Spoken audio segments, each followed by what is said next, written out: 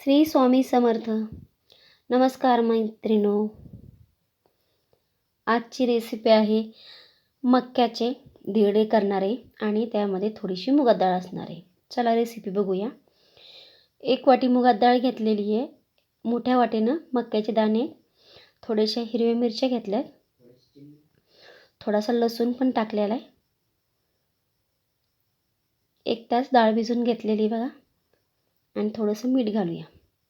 अगोदर डाळ, हिरवी मिरची, लसूण, मीठ टाकून थोडंसं बारीक करायचं. आपल्याला काय जास्त बारीक करून नाही घ्यायचं, एकदम जाडसरच केलं तरी जमतं.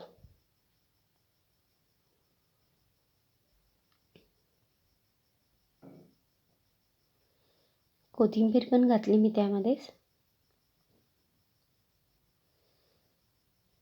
बघा वाटून घेतलं आहे. कलर पण छान आलेला आहे, मस्त बघा. परत राहिलेले मक्याचे दाणे पण ते पण बारीक करून घेऊया मिक्सरमध्ये.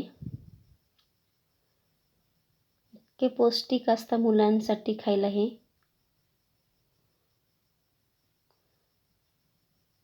मक्याची उसळ वगैरे करतो आपण नेहमीच, इडली, आप्पे, तर डोसे करून बघितले तर खूप छान झालेले आहेत.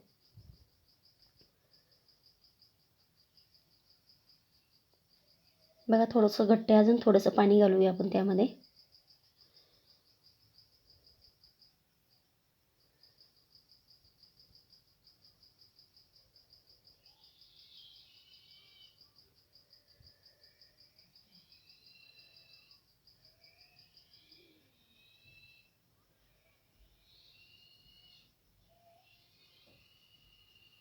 डोशाचा तवा घेतला आहे, गरम झालेला आहे.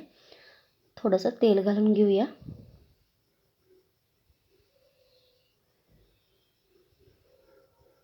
असं काहीतरी नवीन नवीन मुलांना खायला करून दिल्यानंतर मुलं पण आवडीनं खाता आणि त्यांच्या पोटात पण जातं.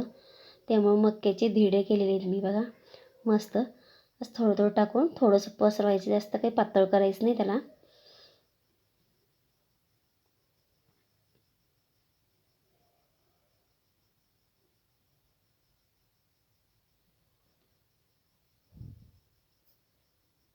बघा छान मस्त झालेलं आहे.